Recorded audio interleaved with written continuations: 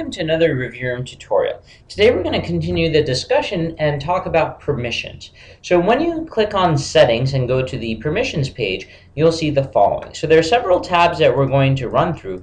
Today we're basically going to run through the Permissions section. So we're going to spend the time and talk about each and every one of the permission options located here. Now the first is the following. It says allow users to edit their tasks after the deadline. So by default this is turned off, and for a good reason. So essentially what that means is sometimes in rare cases you may want to allow your users to be able to go back and edit their tasks if they've already submitted them and essentially modify their responses. Most of the times you wouldn't want to do this, and that's why it's usually off. So let's talk about this one. Allow users to edit their tasks after completion. This by default is on, and I'll show you what this refers to. Let's just go to my account over here. So if you were to fill out a form, like one of these forms right here, I'll just fill it out. So this is from an applicant's perspective, and let's just finish this form. And as soon as I do, we'll be able to see what I mean. So this is a fairly lengthy form, and it looks like I have to answer these questions. And as soon as I'm done over here, press yes and submit. Okay, so now if you take a look, you can see that I can go back.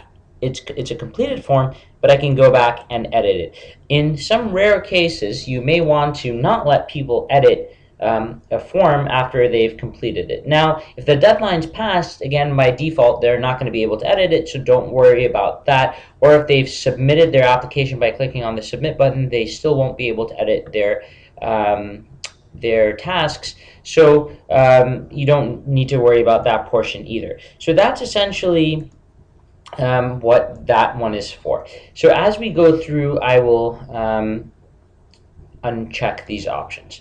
Okay, so then the next one is allow applicants to withdraw their submission. So if you don't know what that is, that's this button over here, which says withdraw application.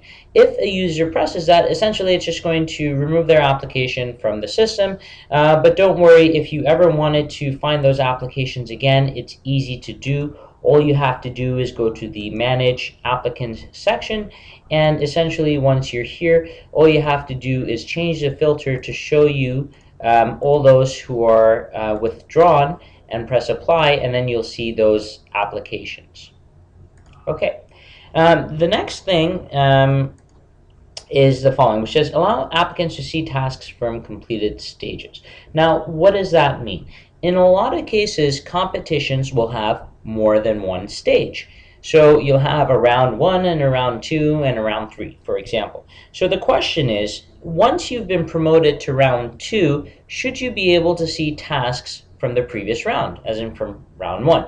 Now, it's true that you won't be able to edit those tasks, but you should be able to at least see them, right?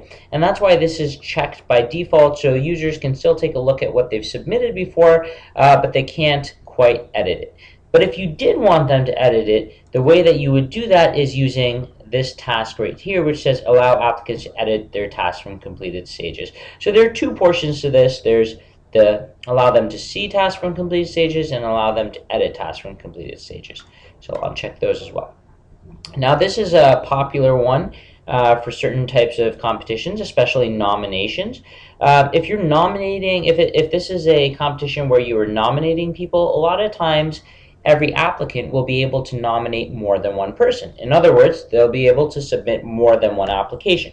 Now, if they are submitting more than one application, then you would want to allow them to create more than one submission or multiple submissions. And as we've shown, if I scroll up, if you have enabled this option, if I click on Home, what you're going to see is the following. So when you first log in, your submissions will be listed. You can create a new submission like so, and all your submissions will be listed. However, if that option is turned off, by default, you'll never see this page. You'll just, whenever you log in, just go to this new page. And you also won't see this button here that says create another submission. So that's what the multiple submissions section is all about. So there's still a few more options to discuss, but that brings us to the end of part 1. We'll see you again in part 2.